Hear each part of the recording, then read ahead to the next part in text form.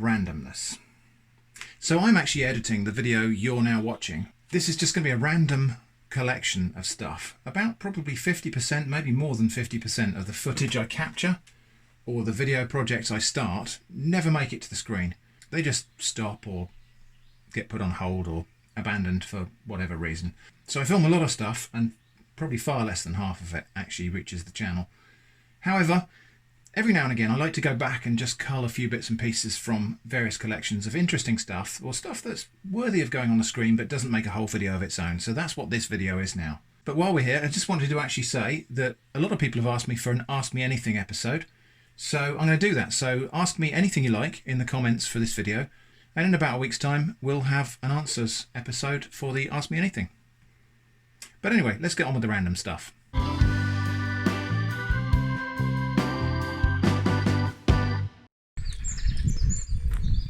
It is such a beautiful morning. I don't know if you can hear that over there in the trees.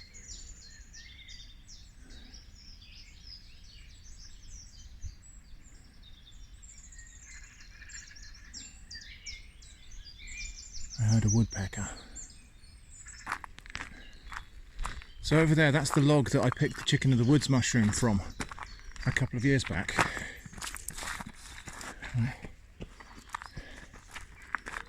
And as you can see, somebody's carved some big slabs off of it, presumably to do either woodwork or just for firewood. Looks like they've carved slabs off to make maybe a coffee table or something. And that fungus has never fruited there again since. I don't know whether it's because they cut the log or whether the fungus is just having a rest in that log. Hard to say. Anyway, I'm going to pick some more of this lovely wild garlic to try and fill up my basket because I need a lot of it today. So we're right underneath the tree where the woodpecker is sounding. Isn't that amazing? I can't see the woodpecker though.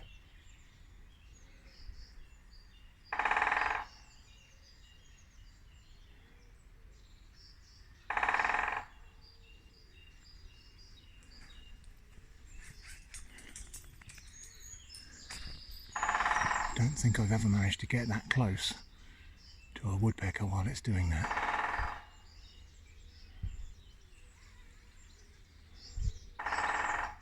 Amazing. Got a couple of bits of awesome fan art to show you. One's from someone called Shy Coffee Owl on Instagram. Sent me this back in January and I meant to show you guys and kind of forgot all about it. But here it is. And the other one is from someone called Gigi who sent me this, which is also very awesome.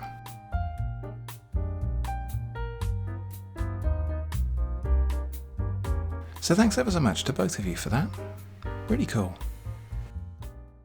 So if you've been on this channel for a while, you might have seen me wear a shirt with one of these patterns on it. But these are not shirts. These are bags that Jenny's made with offcuts of the fabric from when she made my shirts for me. Jenny makes all of my custom shirts and that's really cool. These are made from offcuts, and what these are, they're drawstring bags. And Jenny's been involved in a project to make these cloth drawstring bags for the NHS. And apparently what they use them for, NHS workers will be able to pack up their clothes into these bags at the end of shift and wash them at 60 degrees to kill off the viral pathogen that might be on clothing, and so there's a shortage of these bags. So Jenny's been scraping around the cupboards trying to find offcuts of fabric to make some of these bags. So some NHS workers are going to get atomic shrimp shirt bags for their clothes. I hope they enjoy them, and I really do appreciate what they're doing to keep us all safe. Okay, today we are doing a taste off between Hellmann's real mayonnaise and Hellmann's vegan mayo. So I've got both of these jars and we're just going to taste them with, I don't know, some fries probably. Got chicken dippers, please don't judge. So this isn't going to be any kind of blind taste testing or anything like that. Both me and Jenny are just going to taste both of these with a chip dunked in it, see what we think the comparison's like. So if you want to start with that one, Jenny, and I'll put some of this on here, but keep track of which is which. I already opened this jar because I used some of it with the fake tuna that I reviewed in Weird Stuff in a Can yesterday. So, kind of looks the part, doesn't it? Looks kind of slightly golden and looks like mayonnaise. So, I'll have one blob of that in there.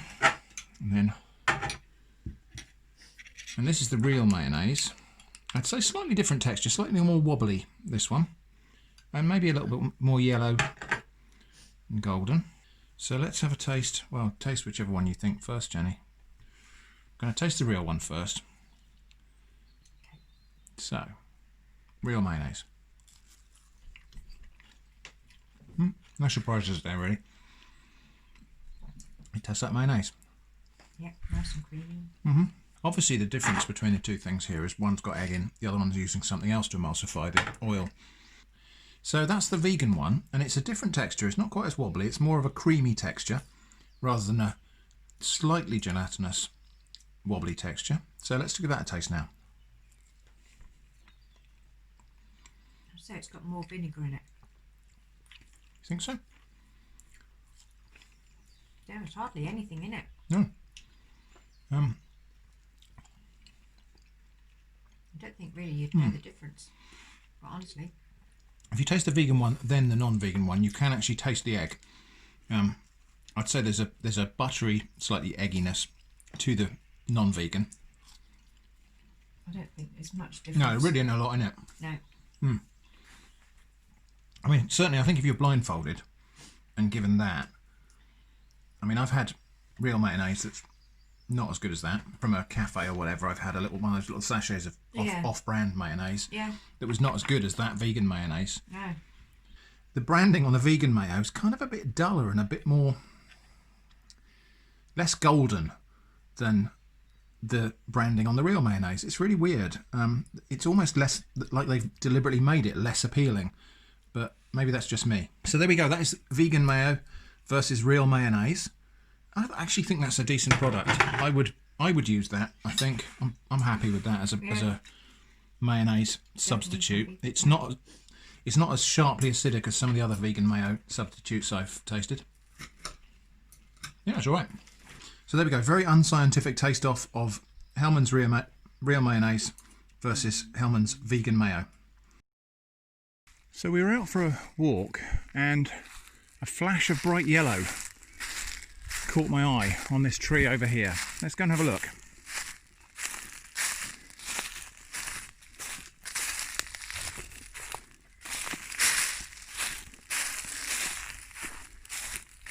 So this is the first time we've been out since lockdown has eased a little bit, and just out for a walk in the woods when we came across this. That is a fungus called chicken of the woods, or Laetoporus sulphureus, I believe it is. And then when we looked around, we saw more of it through there, over there, in fact various other pieces. Now what's unusual here is this is a beech tree. This is a fallen beech tree, and normally this fungus is associated with oak or chestnut, or sometimes yew, but should never be picked from yew trees.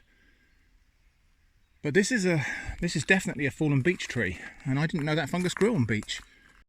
So around the other side, yep, look, there's even more of it here. Gosh, it's everywhere. Look at that, amazing. It's literally all over this fallen, decaying beech tree. And somewhat unlike last time I found this fungus, it was a little bit past its best, but this time I think what we found is the perfect stage to harvest. So I'm going to get in there, cut a few pieces of this, and we'll take it home and cook it. So last time I picked this fungus, I didn't wash it, and a lot of people said, "Ooh, a dog might have weed on it." Eva, come smell this. Smell this. Now we can be sure that no dog has weed on that, because if they had, Eva would have been very interested. This is the chicken of the woods mushroom we picked earlier today, and I only picked 3 little bits because that's all I need. And I don't know if I mentioned it in the previous video, but this mushroom is pretty substantial. It's really got a lot of heft to it. It's quite, well, just heavy for its size. Anyway, I'm going to clean this up now. Now, I'm going to offend a bunch of people. I'm sure, but I don't wash mushrooms because I choose not to. I find that just wiping them with a piece of paper towel, or in this case a serviette, is perfectly adequate. If they need more than that, if they're dirty enough that they need washing, I don't pick them. It's really that simple. You might think this is disgusting, and you're free to wash your mushrooms if you want to, but I don't find it necessary or desirable. And all the noisy wibble about, ew, a dog might have peed on it. Well, you saw me do the test for that earlier, and in any case, are you telling me that if you saw a dog pee on a mushroom, you'd wash it and then eat it? I don't think you would, if that's a thing that you complain about. So why are you telling me to wash it because a dog might have peed on it? Honestly, I've just got no time for that argument. Well, turns out I have got time for that argument because here I am going on about it.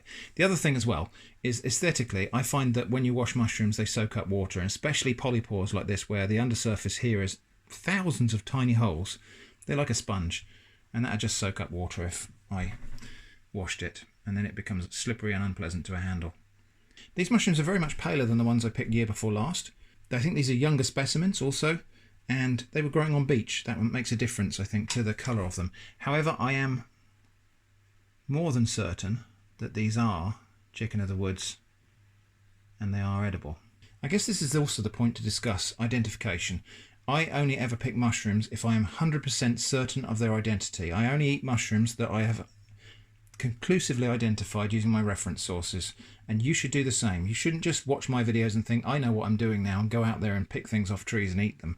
Don't do that. The apparent confidence you might see me having with foraging comes from years and years and years of experience and study.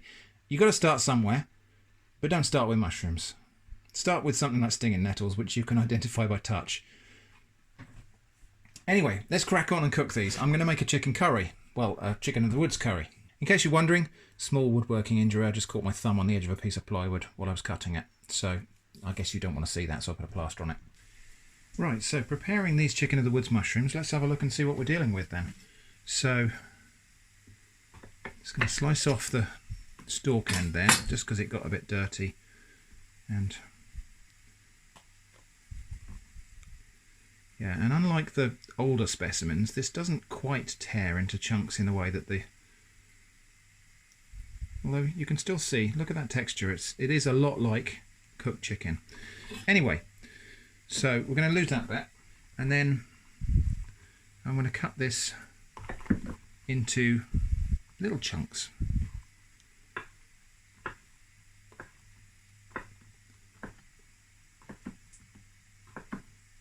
Maybe a centimetre thick. Interesting little pattern there, and kind of growth rings almost on the outside edge there.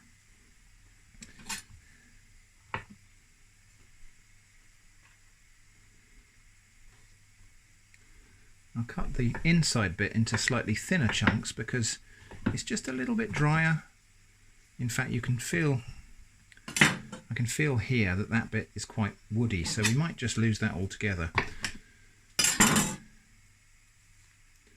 But if you look at that, look how similar that is in texture and the way it comes apart to cooked chicken. Okay, onions are nicely softened now, just taking a tiny bit of colour, which is good. I'm just going to move them to the side and get those pieces of mushroom in there.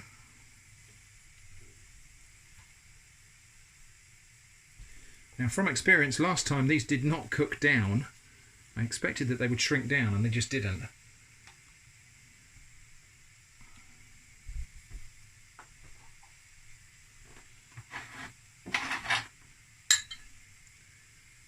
And I'm also just going to put a few bits of butter in here.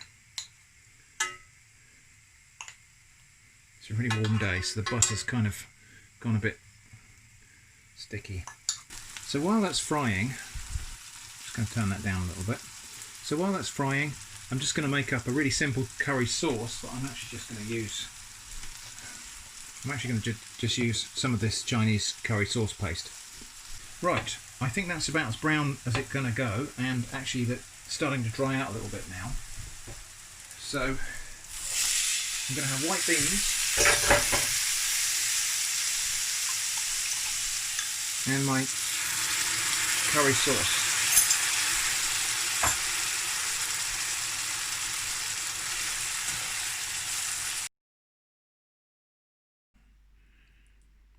There we go. Well, one thing to say is that this mushroom looks a lot softer than the last time I picked it. But I think that's because this is a younger specimen. So let's give it a little taste. I'm just going to taste the mushroom. Eva, be quiet. Just going to taste a piece of that mushroom on its own.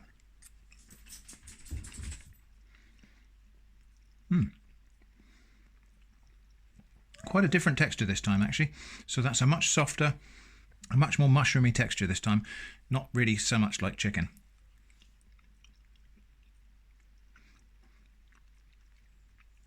Delicate and actually with little flavour of its own. It mostly tastes of the curry.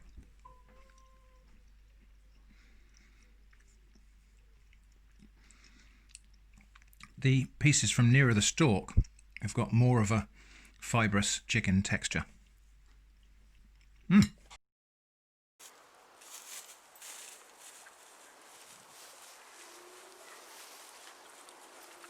Come on, this way.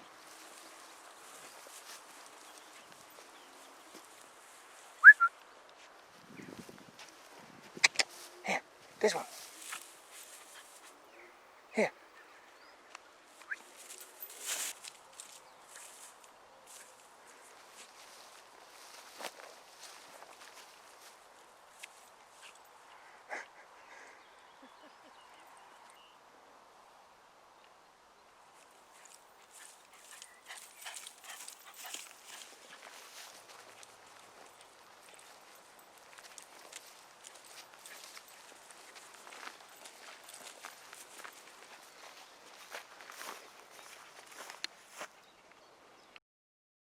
So this is kind of an attempt in some way to reverse engineer one of those packets of pasta and sauce that you get, where you just add water or sometimes water and milk and boil for 5 minutes, and it makes a pasta dish with vegetables or bits of something in there and a cheesy sauce, or perhaps sometimes a tomato sauce, and so on. So I'm going to try to make one that's cheese and vegetable and ham. And I want this to be kind of shelf stable. I want to make this kind of weeks or perhaps months ahead of when I'm going to use it. Now, of course, I could just go and buy packets of pasta and sauce, but this is just an experiment to have a bit of fun, really. So I sliced up a bunch of ingredients and put them in my dehydrator, including red pepper, carrot, onions, some ham, some frozen sweet corn, and some frozen peas. Okay, so I dried these in 2 stages, and I find that actually works better than just drying straight through with this dehydrator. It's best to give something a few hours drying, then let it cool and let it stand overnight, and then finish it off the next day. And you end up with much drier pieces than if you just tried going straight through. And I have a theory as to why that's happening. I think actually what happens is, as you're drying things out, they form almost like a crust on the outside, which prevents further drying. So you can dry them kind of halfway, and then you leave them overnight, and the moisture rebalances, and the texture, I think, goes a bit more porous. And then drying them the rest of the way the next day is much more effective. So let's see how everything came out. Well, so the red peppers are like, well, they're like dry seaweed. I suppose I should probably taste one of each of these, shouldn't I? That's what we do here. So let's taste a piece of red pepper. Break a piece off. Taste a little bit of that.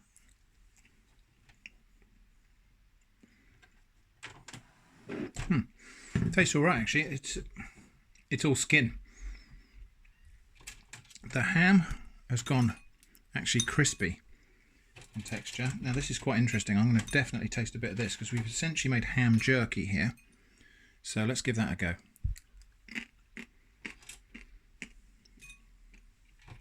Crunchy like dry pasta. But yeah, taste of ham. That's all right. The carrot.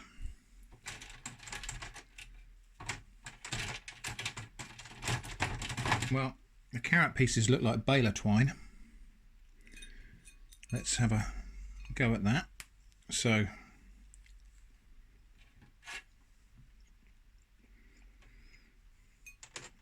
Tough as old boots, but quite sweet. Bit more. A couple more pieces of carrot there. And a little bit of ham and some red pepper. Some pieces fell through as they shrank. So, the onion has gone like paper. Taste a little bit of that. Very sweet. Very sweet and very mild. I think we've driven off a lot of the volatiles from the onion, and it actually just tastes really, really sweet. Does taste of onion once it starts to rehydrate in my mouth.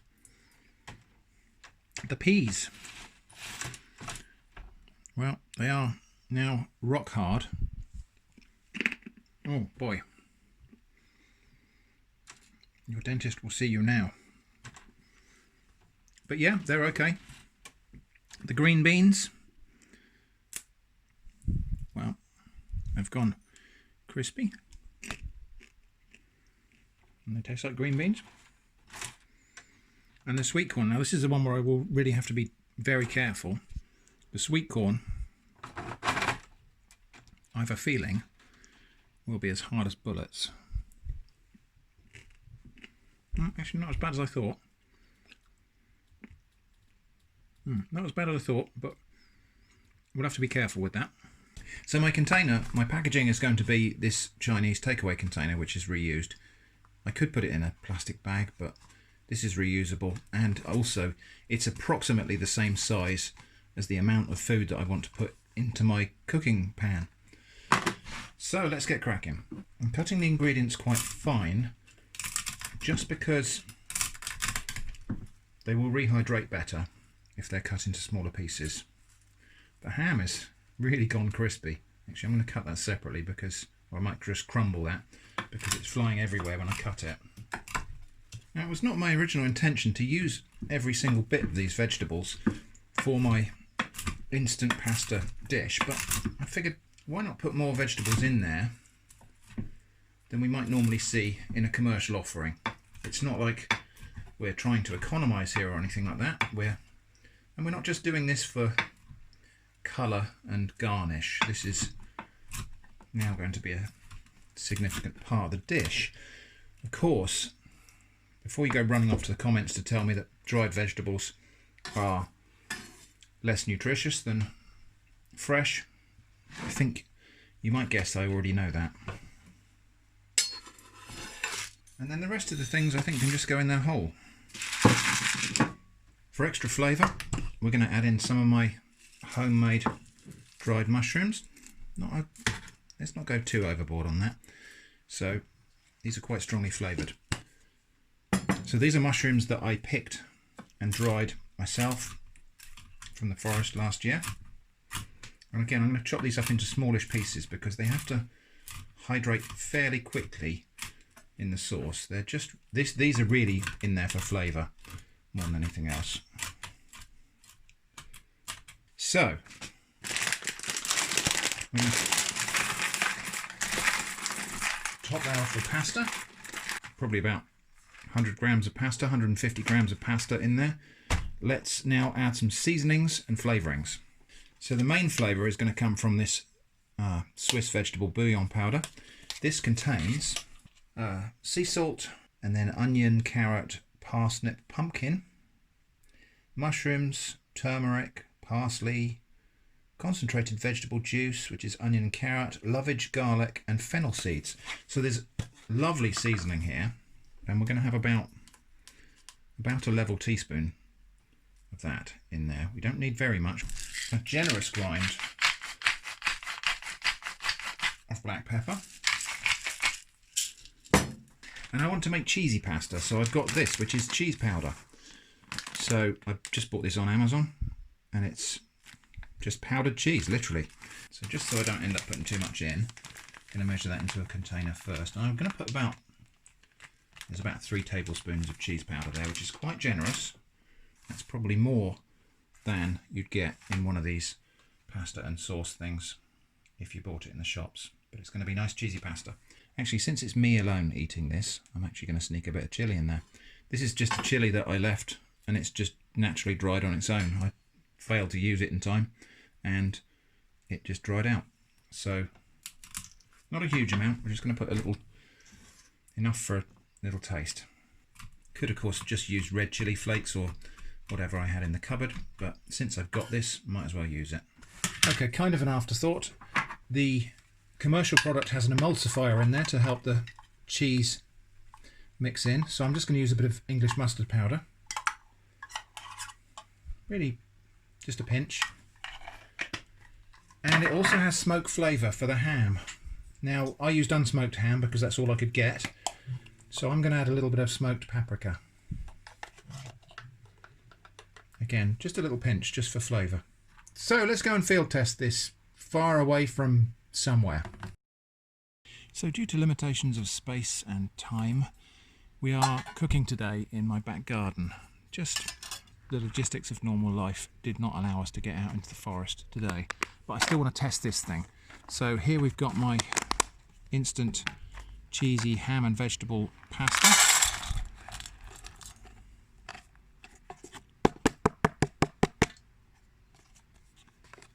On my little stove. Now we're gonna kind of eyeball the quantities of water. So my gut feeling is about that much.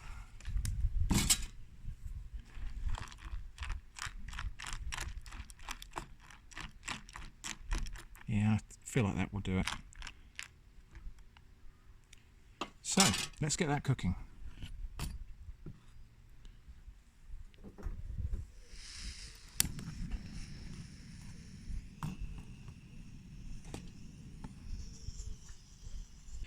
Right, so we've managed to reach a simmer. Just going to give that a stir, and the cheese has definitely gone into suspension in the liquid, so I needn't have worried about that. So we just got to now give that a simmer. I think it needs a little bit more water, actually. So I'm going to give that a bit more water. Bring it back to the simmer, just until the pasta is soft, and hopefully by that time that will have thickened down to a nice cheesy sauce, and the vegetables should have all rehydrated. That's the theory. Okay, I think we're there. Most of the water has absorbed into the pasta, and what we're left with is a sauce that's starting to thicken up. I'm going to turn the heat off now, put the lid on, just let that stand for 5 minutes, just to finish thickening up and absorbing, but also just to cool down enough for me to eat it without burning my mouth. Time for the taste test. So, let's see what we've got. The sauce is probably still a little bit on the runny side, but I think if we went any further we'd risk burning it. So let's have a look and see. Let's get a bit of everything on there. So, there it is. Question is, what does it taste like?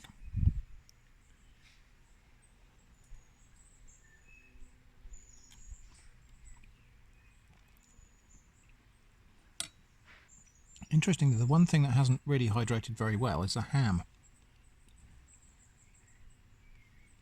Still quite chewy.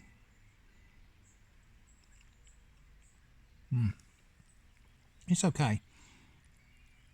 Most of the other vegetables are really good actually, and I'm quite surprised how they've managed to stay quite green and fresh looking.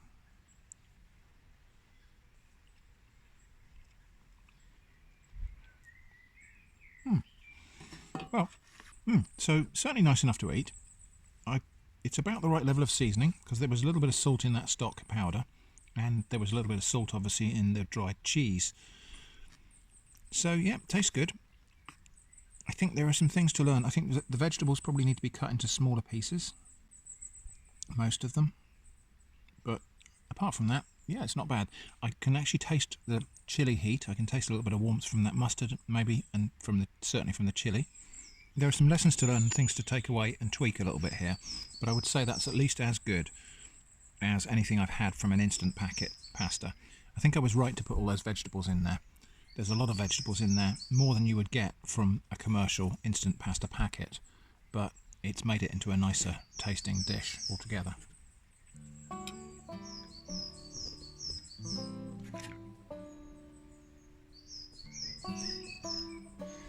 certainly nice enough that I will eat the rest of this for my lunch now.